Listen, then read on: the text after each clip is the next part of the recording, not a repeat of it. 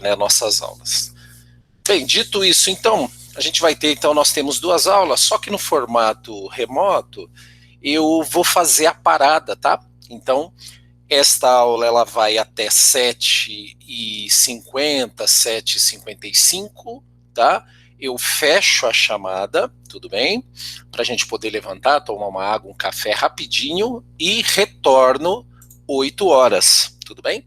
Então eu vou, na verdade nós temos 2 aulas seguidas, mas eu não vou manter elas de maneira contínua, tá? Então eu fecho esta chamada e abro outra às 8 horas, tudo bem? Porque eu peço para vocês, é só essa pontualidade, mas esses 5 minutinhos é mesmo para a gente poder levantar um pouco, né? Dizem os especialistas na área da linguagem, com a disciplina de educação física, que fala que você não pode ficar muitas horas na mesma posição, então por isso que a gente fecha a chamada e abre para que a gente possa levantar, dar uma esticada, né? Mexer com o corpo, tomar uma água, ir no banheiro rapidamente e retornar então às 8 horas. Gente, a meta nossa de hoje é trabalhar 2 capítulos, tá? Até como uma forma de ajuste em relação à minha ausência, né? Então nós vamos trabalhar nessa aula, se vocês quiserem, para quem gosta de estar com um caderno ou com um livro do lado, nós vamos então trabalhar cartografia na página 220, perdão, e depois na outra aula, ou seja, na segunda aula, nós vamos trabalhar o módulo 3, Brasil, Territórios e Fronteiras, tá? Então nós vamos trabalhar 2 módulos em 2 aulas, para que a gente possa deixar os assuntos equilibrados em relação ao conteúdo programático, tá? Porque eu acredito que depois que retornarmos destes dias de recesso, eu acredito que logo em seguida será entregue para vocês aí o dia, com certeza a gestão vai marcar, mas será entregue para vocês o caderno 2, né? Então, nesse sentido, é por isso que nós vamos então fazer isso. Então, se vocês quiserem se organizar, página 220, nós vamos trabalhar então o conceito de cartografia, tá? E aí, logo em seguida, quando terminar, a gente faz essa parada e retorno às 8 horas em ponto, tá? Para a gente então entrar com outro assunto. Os alunos que estão na modalidade, os alunos que estão na modalidade de humanas também, a gente vai se encontrar novamente na 4ª aula, né? Onde a gente também vai dar continuidade aos nossos compromissos aí, mas uma área específica de humanas. Dito tudo isso, então, vou compartilhar uma tela com vocês e fiquem à vontade para tirar dúvidas, enfim, a chamada eu faço um pouquinho mais para frente, né, porque os alunos vão entrando, lembrando que nós temos a tolerância, né, de 10 minutos para que todos possam entrar, tá? Feito isso, tela está compartilhada, então vamos lá, deixa eu compartilhar uma coisinha, uma imagem com vocês, e concomitante à explicação, no livro, ou no caderninho de vocês, nós estamos aí na página 120, tá? Deixa eu só aceitar aqui um aluno que chegou. Vamos lá, então. Pera lá. Foi? Foi. Nós estamos com 13 pessoas aqui. Érica, só fecha o seu microfone para não dar microfonia e vamos então seguir aqui. Ó. Seguinte, então. Cartografia. Como a própria palavra fala, carto vem de cartas. E a grafia seria o estudo dessas cartas, mas que elas têm como a origem, né? Por isso que nesse momento a gente vai trabalhar um conceito muito técnico e muito específico da geografia, mas se faz necessário entender os processos históricos disso, tá? Então nós vamos então trabalhar um lado histórico primeiro, a origem e desenvolvimento dessa técnica, tá? E aí, a partir disso, nós vamos colocando elementos específicos da geografia.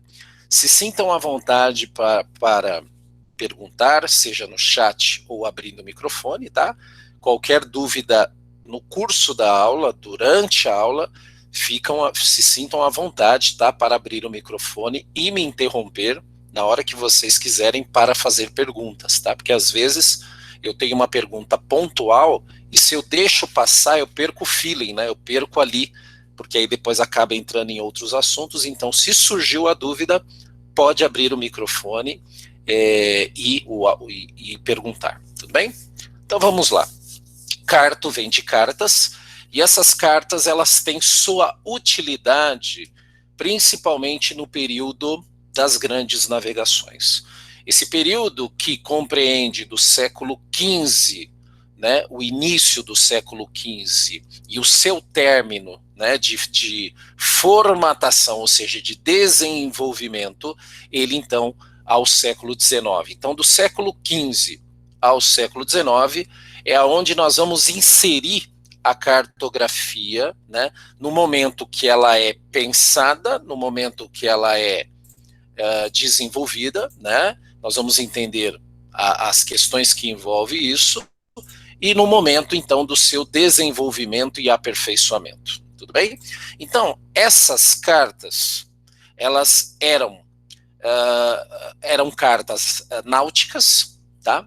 E essas cartas ficavam sobre a responsabilidade de uma pessoa muito hábil, ou seja, a pessoa que detinha uma certa habilidade em fazer desenhos representativos. Porque a cartografia, ela é uma técnica de representar a realidade, certo? Repetindo, cartografia, como a própria palavra fala, é você representar a realidade em cartas, cartas náuticas. E essas cartas, elas eram feitas simultaneamente com as viagens marítimas. Como vocês sabem, vamos aqui trabalhar um pouquinho aulas de história, como vocês sabem, a Europa, no seu processo de declínio feudal e no seu processo de renascimento comercial, urbanístico e artístico, mas falando do ponto de vista comercial, que é o que nos cabe agora,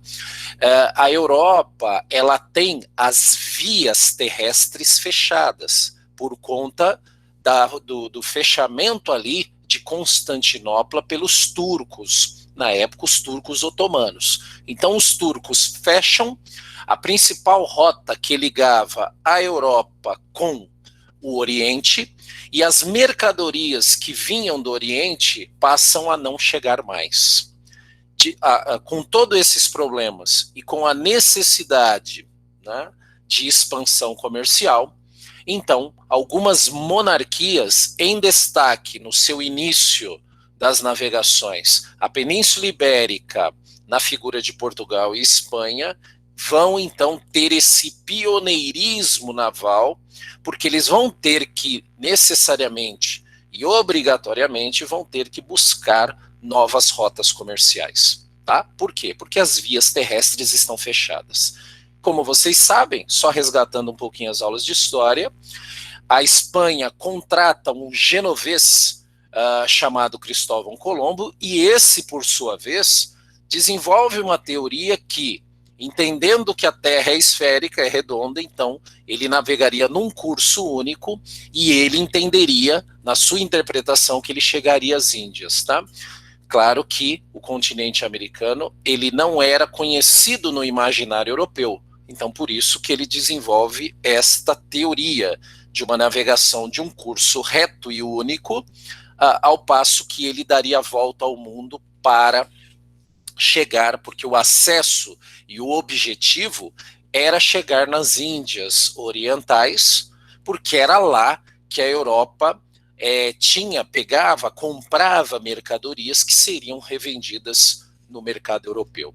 Dito isso, Portugal, então, portanto, segue um outro caminho, uma outra estratégia. Portugal vai, então, contornar o continente africano, que já era de conhecimento dos portugueses, tá? Já era conhecido pelos portugueses, e aí que entra esse personagem. Então, entra esse profissional, entra esta pessoa que tem esta técnica em representar a realidade por meios de carta.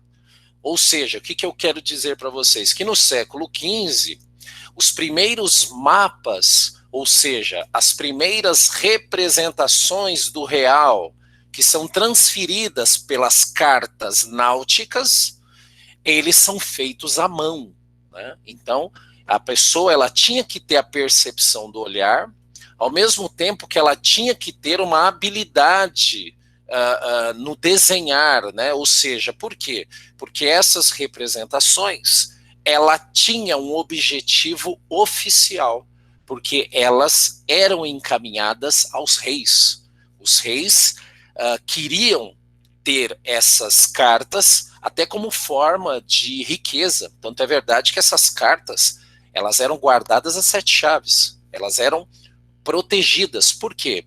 Porque esses locais, como os europeus estão em busca de riqueza, toda e qualquer riqueza, então uma vez que essas riquezas eram encontradas, os mapas acabavam então tendo um tesouro. Daí a ideia do mapa na busca de um tesouro, como a gente vê em filmes e em desenhos. Porque essa interpretação de você ter um mapa na busca de um tesouro, isso aconteceu, né? Se a gente for pensar que essas cartas, portanto, ficavam na mão dos reis. A Isabela colocou aqui, bom dia, professor, bom dia para todos que estão chegando agora. Muito bom estar aqui, com saúde, e podendo aí trabalhar com vocês, né? Não sei se é do conhecimento de vocês, mas eu tive Covid, né? Por isso que eu estava afastado, mas graças a Deus, minha esposa e minha filha tivemos sintomas leves, né? Graças a Deus não precisamos aí ser intubados, né? Que é o problema hoje. Eu tô vendo uma mãozinha levantada aqui, é do Guilherme. Pois não, Guilherme, pode perguntar. Ou perguntar ou falar, diga. Guilherme, quer fazer alguma pergunta? Guilherme Vieira? Não? Tá com a mão levantada aqui. Não? Não? Então vou seguir aqui. Se for perguntar, é só... Professor, onde a cartografia surgiu? Oi? Não entendi, perdão. Surgiu na Europa? A cartografia? Isso que você está perguntando? Sim. É isso? Tá. Muito bem. A cartografia, então, é uma técnica em representar o real em formas de cartas náuticas, e isso vai surgir na Europa, no século XV, para atender a demanda das explorações marítimas, das grandes navegações. Então, este técnico de grande importância, né?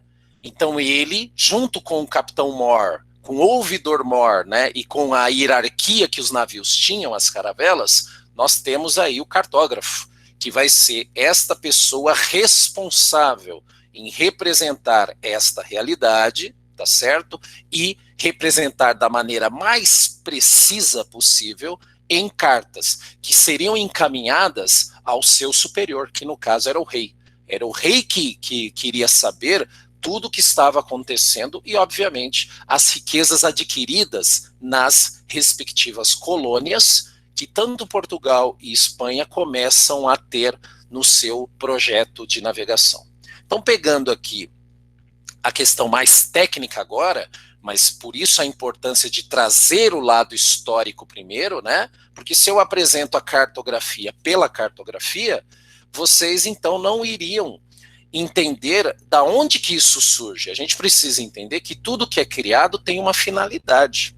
Tudo que é pensado, tudo que é desenvolvido tem uma finalidade espaço-temporal. E a cartografia teve a sua finalidade espaço-temporal, porque ela foi criada para atender uma demanda daquela época, principalmente na exploração que o projeto das grandes navegações tinha, né, na busca de novas rotas comerciais. Então aqui, fiquem à vontade para fazer anotações no caderno, tá?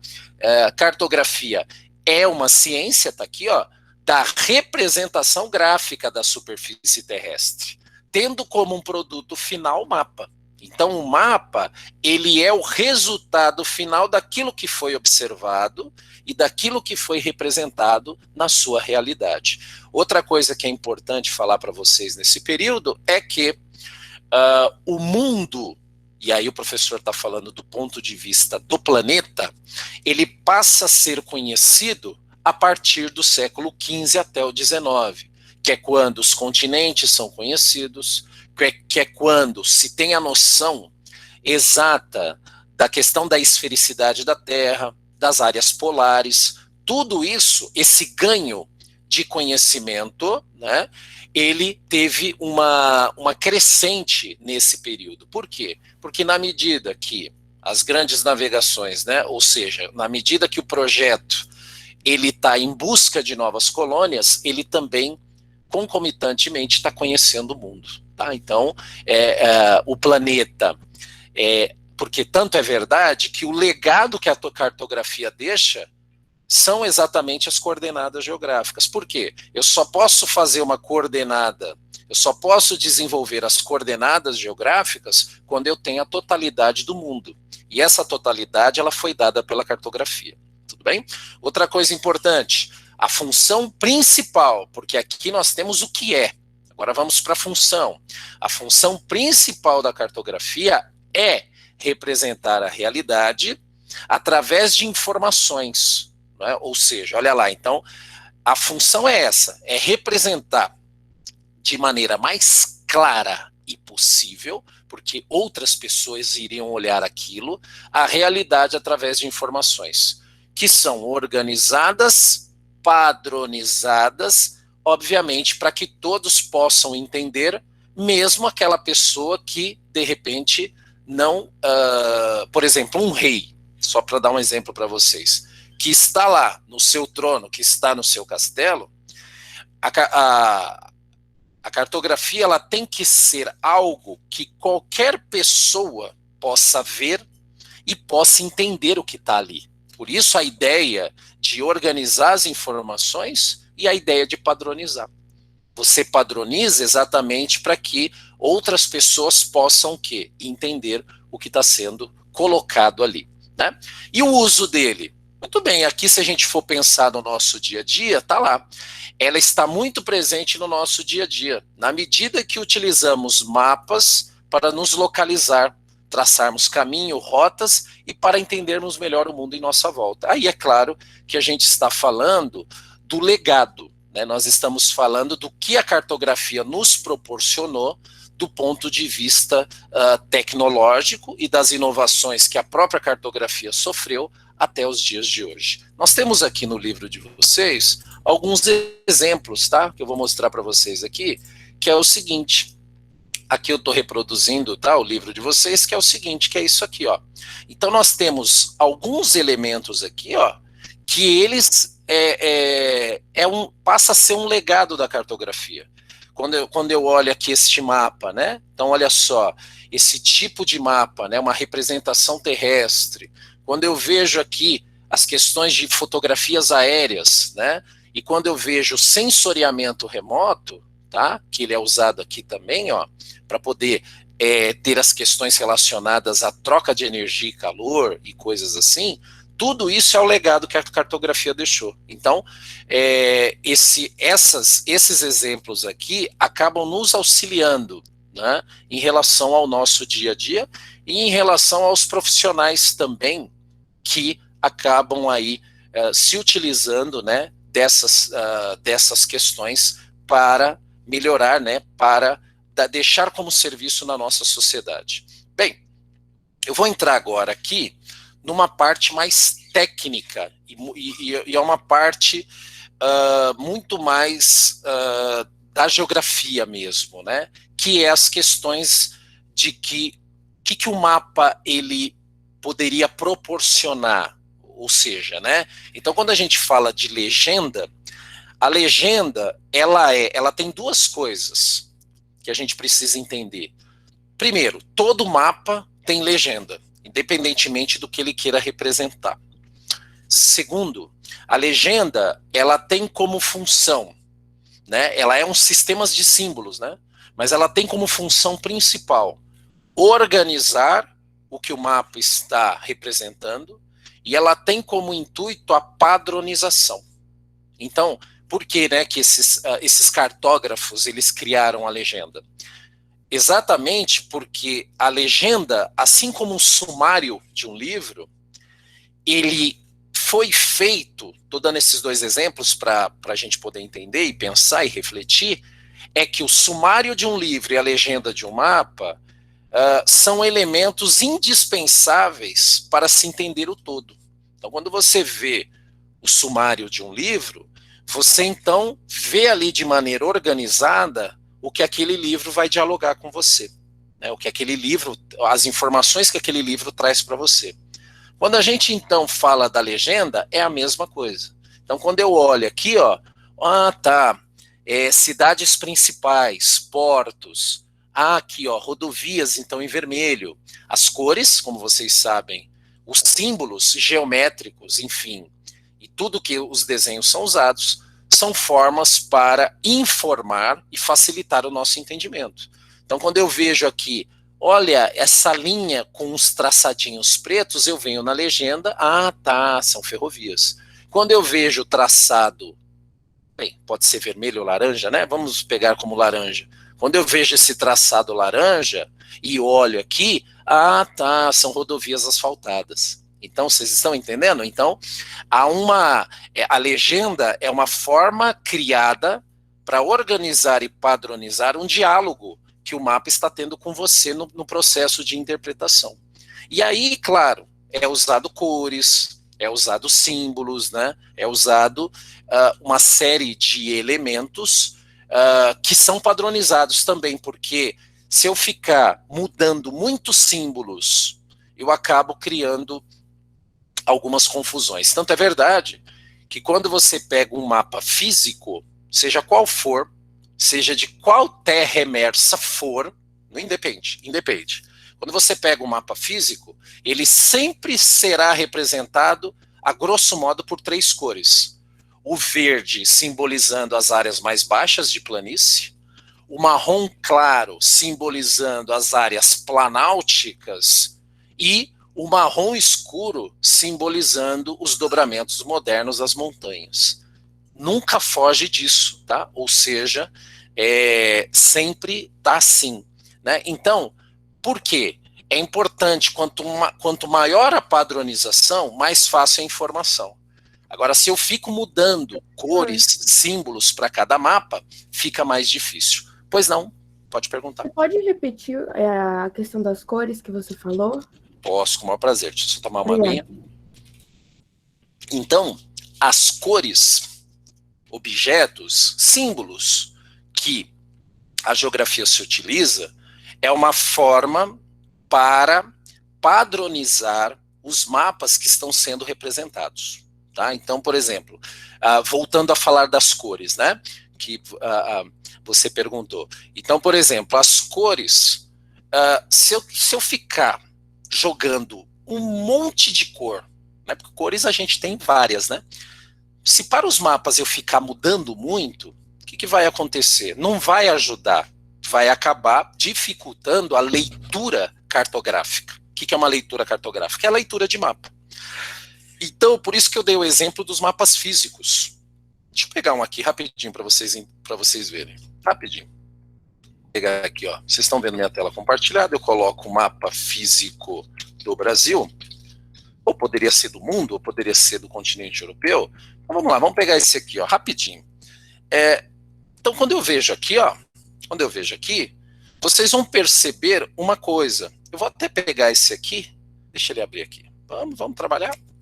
Tá lento? Aí, vamos pegar esse aqui, ó. Mas eu vou até pegar esse aqui, que esse aqui é muito mais didático, ó. Então, todo mapa físico, ele obedece uma regra. Vamos lá.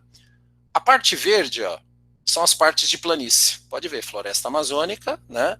Pantanal mato-grossense, e aqui, ó, o complexo que envolve ali Brasil, Paraguai e Uruguai, aqui, a parte baixa aqui, ó.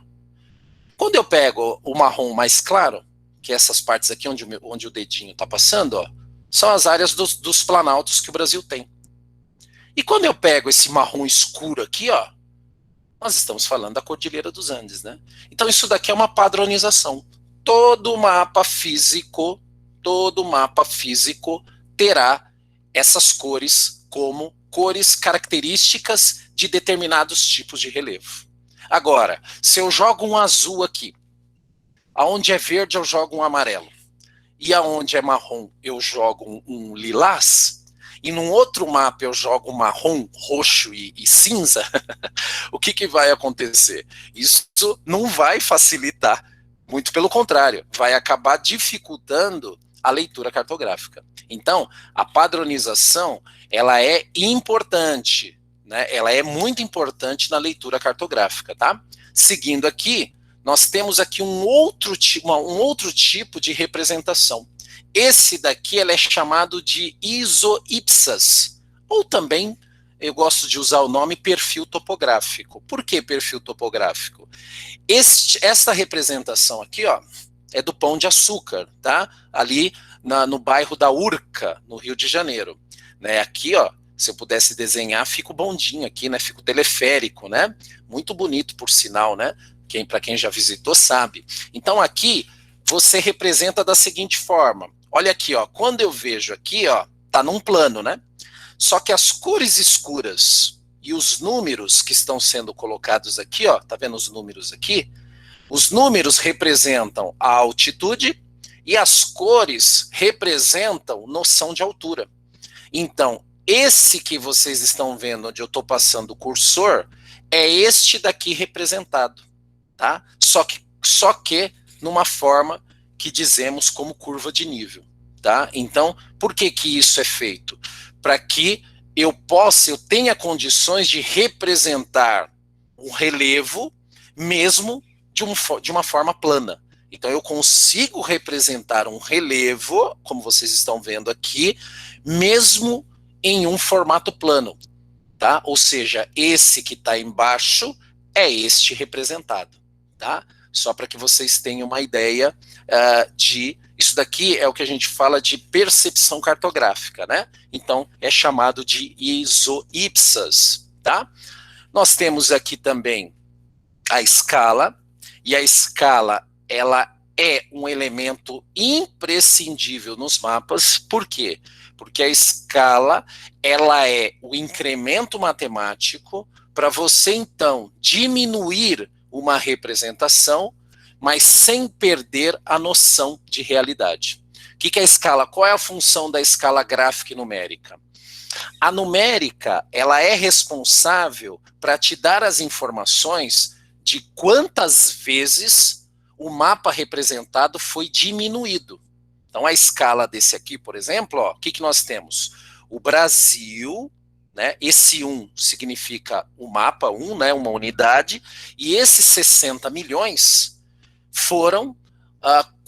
o que eu quero dizer? O Brasil, então, foi diminuído 60 milhões de vezes para ficar nesse quadradinho aqui. Vocês estão entendendo? Então é isso, ó. Então, ó,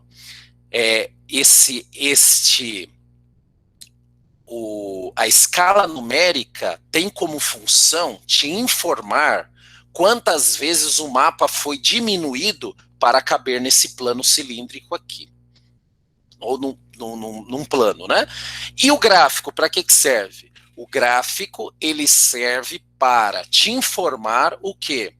A quantidade por centímetro, exatamente a distância real deste mapa representado. Então, por exemplo, ó, aqui de 0 a 600, que equivale a 1 centímetro no mapa, equivale a 600 quilômetros do tamanho original, ou do tamanho real. Vocês entenderam isso? Isso é importante. Então, repetindo, a escala numérica me informa quantas vezes o Brasil foi diminuído para caber neste quadradinho aqui. E a escala gráfica me informa em centímetros no mapa a distância real da distância, aliás, desculpa, do Brasil. Tudo bem? Tá, é o Guilherme, ele deve ter caído e voltado agora. Muito bem. Tá, então, isso é importante vocês saberem, a diferenciação das escalas, tá? Então, é importante saber disso. E aqui, descendo um pouquinho, nós temos a chamada anamorfose, tá? Depois, com calma, é bom vocês anotarem no caderno, tipo, sabe quando você anota o tipo e a definição? Bem simples, que é uma forma de registrar isso. Olha lá, vocês estão vendo, tá totalmente deformado, né? Olha a América como é que tá, fininha, olha a África como é que tá e olha a Ásia. O que isso quer dizer? Bem, se você olha um mapa desse, você vai falar, gente, tá tudo errado. Mas se você olha o título e você olha aqui, ó, essa informação, olha como muda, ó. Então esse mapa é uma representação da pobreza absoluta, 2016. Olha a informação que ele traz, ó. O mapa destaca os territórios dos países dos continentes africano e asiático, representados pelos tons de verde e vermelho, respectivamente. Presta bem atenção nessa parte, ó, pode até grifar no livro de vocês. Nessas áreas, concentram-se alguns países que apresentam as maiores populações em situação de pobreza. Por isso que está inchado, ó, porque a anamorfose é um jeito de você representar, por distorções, tá, a situação real dos determinados territórios. Ou seja, podemos dizer que quanto mais magrinho, quanto mais magro, melhor, e quanto mais inchado, pior, do ponto de vista do título que está sendo colocado aqui, tá certo? E chegamos aqui na parte final, que são as projeções, tá? Essas projeções cartográficas são formas que os homens, que a sociedade criou do século XV ao XIX, exatamente para ter percepções, para ter um número maior de projeções do mundo. Então, aqui nós mais usamos essa daqui, ó, tá? Essa daqui, a cilíndrica. Por que é a que nós mais usamos? Porque é esta que fica nos livros, né? Todo livro didático só pode representar mapas de maneira plana, né? No papel, só de maneira plana. Mas nós temos outras, tá? Nós temos aqui, ó. Nós temos a cônica, que é essa daqui. A cônica, ela me dá uma informação por hemisfério. Aqui, ó, tá vendo esse desenho aqui, ó? Ela me dá uma informação por hemisfério. Nesse caso, se eu quero trabalhar só a América do Norte, eu posso trabalhar uma representação cônica. E aqui nós temos uma representação plana, que me dá uma perspectiva através do olhar. Olha que interessante, eu estou olhando o mundo do ponto de vista dos polos. Tá vendo aqui esse pontinho aqui? Aqui é o Polo Norte. Olha aqui, ó, a América, olha o Estreito de Bering aqui, olha aqui a Rússia, olha a Europa aqui, a África. Vocês estão percebendo isso? Ó? A América do Norte, o comecinho da América Central, mas a América do Sul não conseguimos ver. A gente só conseguiria ver a América do Sul, né, se essa projeção plana mostrasse o inverso, mostrasse o Polo Sul. Aí sim daria para ver isso. Gente, nossa, é uma onda de informações, tá? Mas eu tentei aí de maneira bem didática, tá? Mostrar para vocês aí, dar uma aula de cartografia, tá? E eu espero aí que vocês tenham entendido. É claro, os exercícios propostos, eles precisam ser, eu sempre falo que no ensino médio, eu tenho que ter um horário no contraturno para tentar fazer aquilo que eu ouvi na minha aula, na matemática, enfim. Por quê? Porque o aluno, ele precisa testar, ele precisa se autoavaliar do que ele fez de manhã. Por isso que a gente logo, né, depois a gente faz as devidas correções. Eu sempre faço correções comentadas, né? Não, às vezes não dá tempo de falar de tudo, mas umas 2 ou às vezes 3 a gente fala. E é interessante que vocês vão ver hoje 2 módulos, né? Esse agora de cartografia, e depois que a gente retornar, o módulo 3, que vai trabalhar Brasil, fronteiras, limites e fronteiras, né? Agora, Brasil, território e fronteiras. Agora, é claro, os exercícios eu tenho que tentar fazer, exatamente porque o entendimento vai ser maior, eu vou ter condições de tirar dúvidas, eu vou ter condições de aferir acertos e erros, tá? Então, a tentativa de fazer no contraturno as lições, as atividades da aula teórica, se faz necessário. Muito bem, então vamos lá. Hoje é dia 25/3, tá? E eu espero que vocês e seus familiares estejam todos bem, tá? Com muita saúde, é o que a gente deseja daqui do lado de cá. Então vamos lá, chamada. Só que a chamada aqui, gente, ela tá por turmas ainda, tá? Eu tô com uma lista nova. Se de repente eu não chamar alguém, me avisem, tá? Mas ele tá dividido por turmas, tá? Eu já fiz a devolutiva de prova para vocês. Gostei do que eu vi, eu espero também ter feito uma prova bacana para vocês no sentido de ter sido fiel aos assuntos que foram trabalhados em aula, e a porcentagem equivale à nota, tá? Então, alunos que receberam uma devolutiva de 100% equivale a 10, alunos que receberam uma porcentagem de 90% equivale a 9, e assim sucessivamente, tá bom? Então, vamos lá, chamadinha. Carolina Fusco.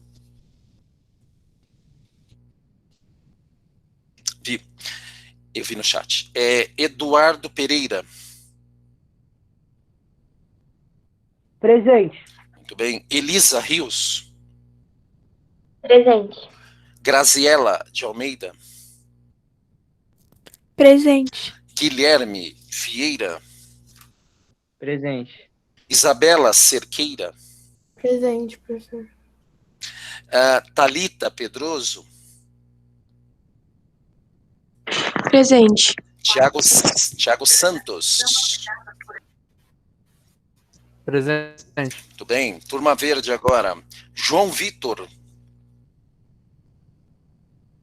Vi no chat. Douglas Roman. Presente. Matheus Alves. Vi no chat, obrigado. Maria Eduarda.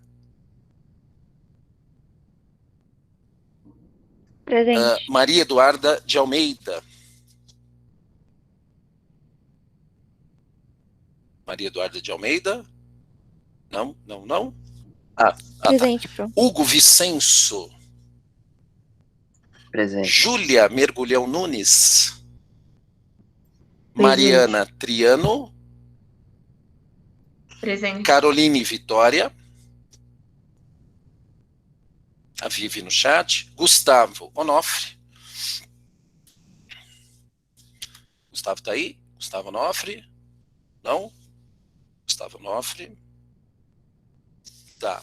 Turma amarela. Beatriz Dente. Presente. Camila Menite. Camila Menite. Não? Camila Menite. Eduarda de Siqueira. Eduarda de Siqueira. Não. Eduarda de Siqueira. Érica Kaori.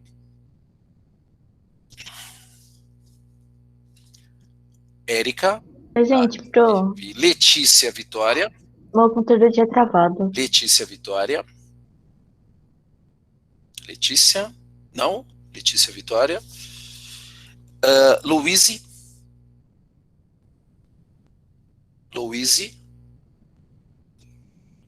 Natália Bezerra. Presente. Natália Bezerra está presente. Natália Palácios. Presente. Muito bem. Trinity Nóbrega.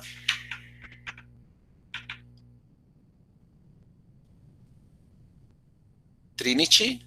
Não. Tá. E Isabelle Vitória. Isabelle Vitória. Não? Isabelle Vitória. Muito bem. Então, tá.